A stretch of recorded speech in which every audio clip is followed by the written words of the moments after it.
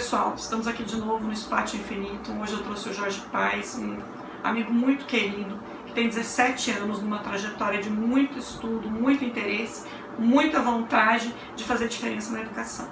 Ele é um presente pra gente no dia de hoje. Jorge, fala um pouco sobre o que eles vão ver nesse vídeo. O que você trouxe pra gente?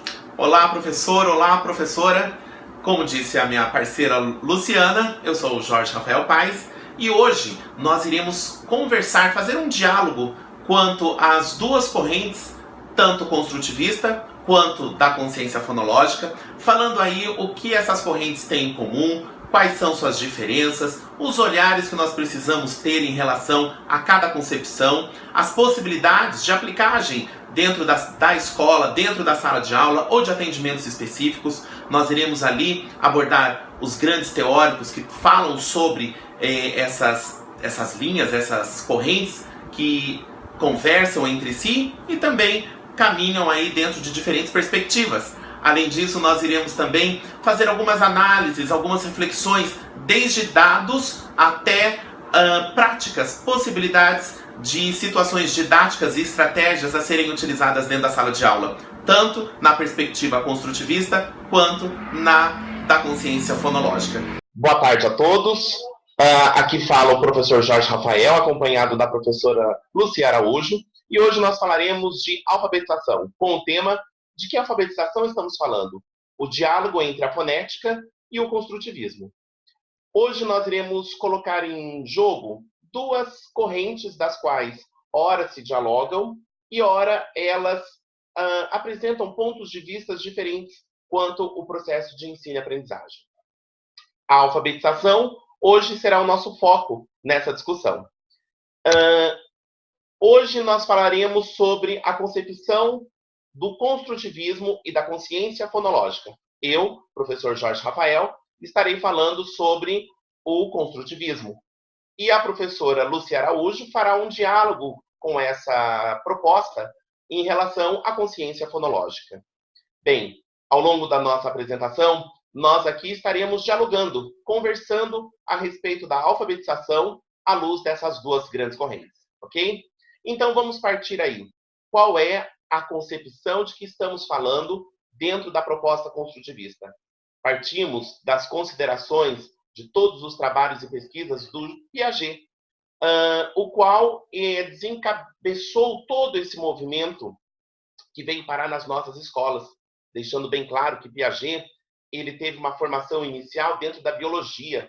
Aos 13 anos, Piaget ele já fazia observações sobre o desenvolvimento de determinados animais, como moluscos, tanto em água parada, tanto em água corrente. Ele usava o mesmo objeto de pesquisa, que no caso seria um molusco, para observar o desenvolvimento desse ser. Quando ele partiu da biologia após anos de pesquisa, ele seguiu para a carreira, para a linha da psicologia.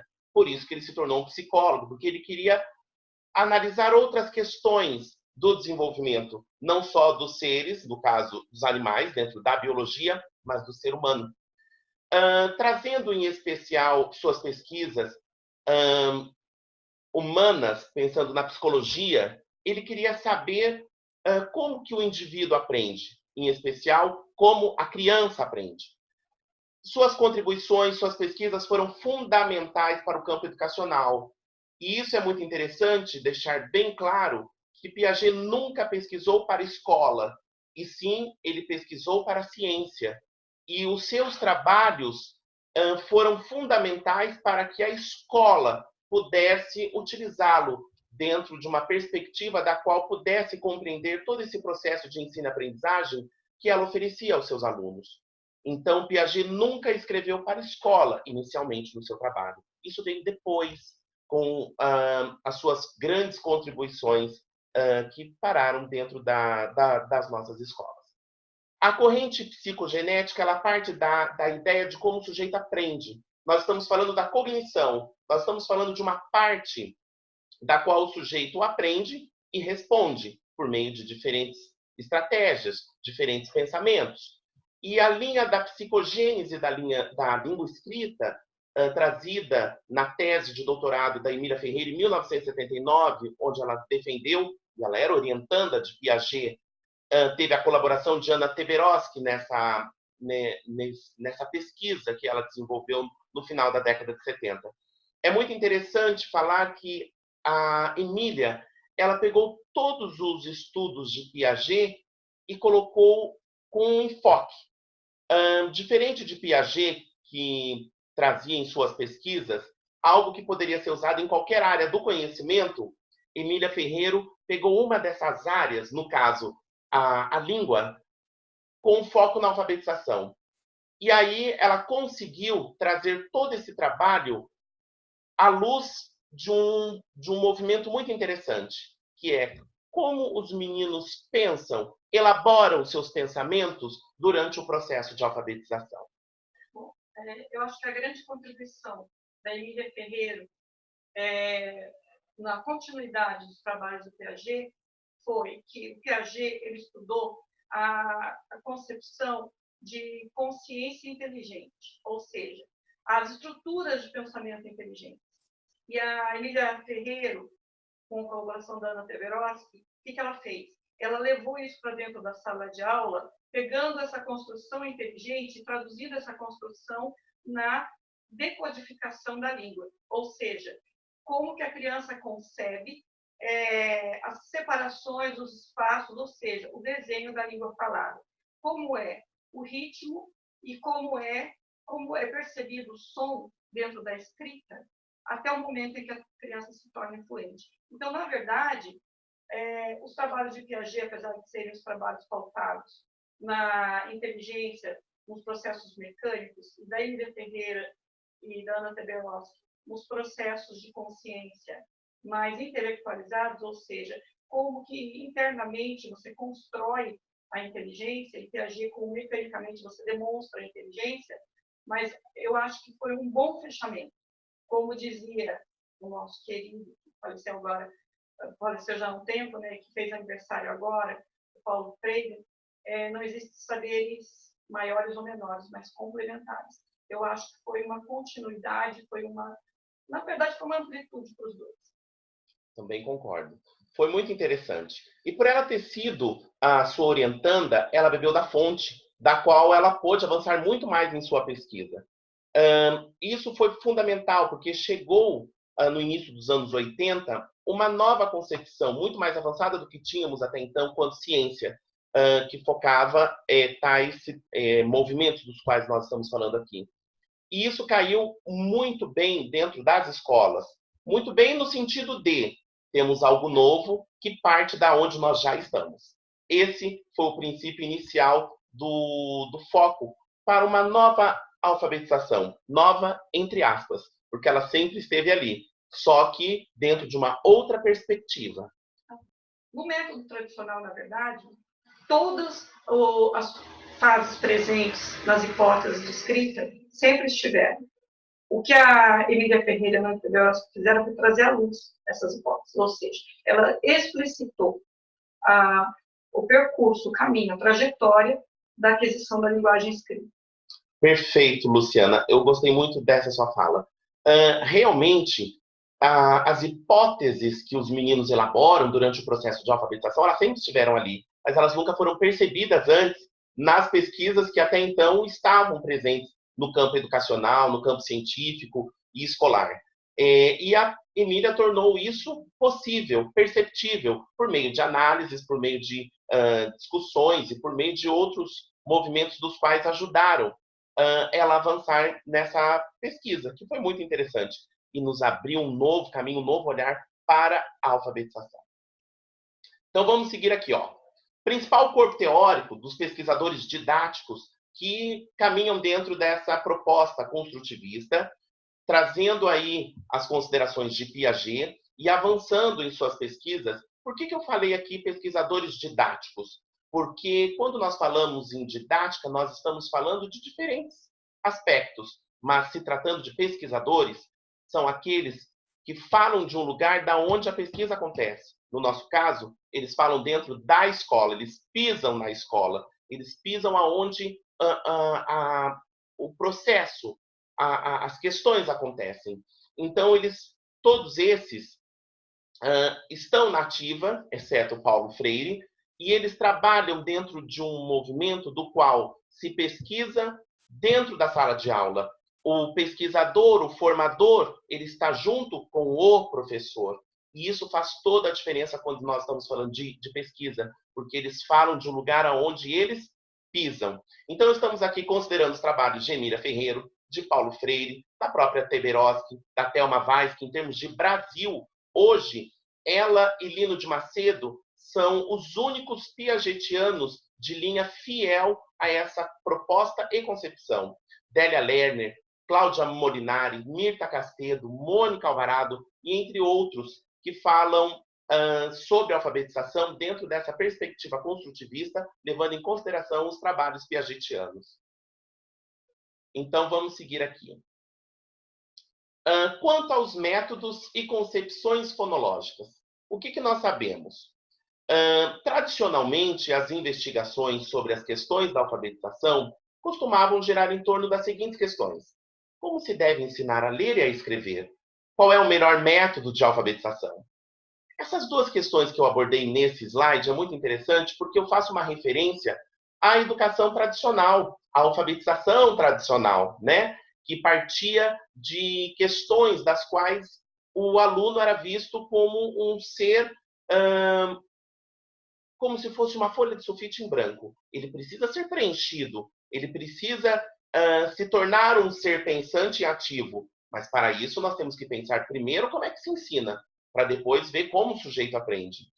E o que mais circulava entre esses movimentos, desde o período da escola novista até o período tecnicista, qual é o método de alfabetização mais ideal? E não só naquela época. Hoje vivemos uma era onde isso voltou à tona, né? Questões de métodos. Qual é o melhor método? É o método fônico? É o da consciência fonológica? É a proposta construtivista? É a montessoriana, talvez? Enfim, nós estamos falando de diferentes métodos. A última publicação da professora doutora Marli André, que tem sua cadeira na PUC de São Paulo, ela colocou em questão essa discussão, não focando a alfabetização, mas sim os métodos de ensino-aprendizagem. Muito interessante. A sua última obra se chama Por que não os métodos? Se eu não me engano, ela fez essa publicação em 2015.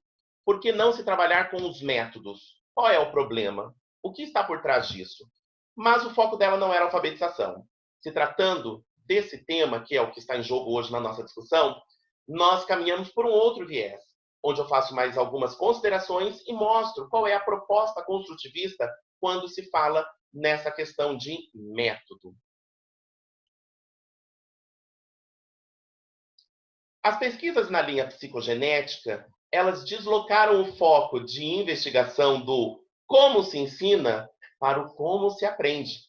E colocaram no centro desta aprendizagem uma criança ativa e inteligente. Ou seja, o nosso viés de concepção, de pesquisa, ela parte como de um princípio, de um lugar muito interessante, do olhar para ver como o sujeito aprende, como ele articula, reflete, analisa e organiza os seus pensamentos, à luz de boas propostas, de boas situações didáticas que o professor oferece.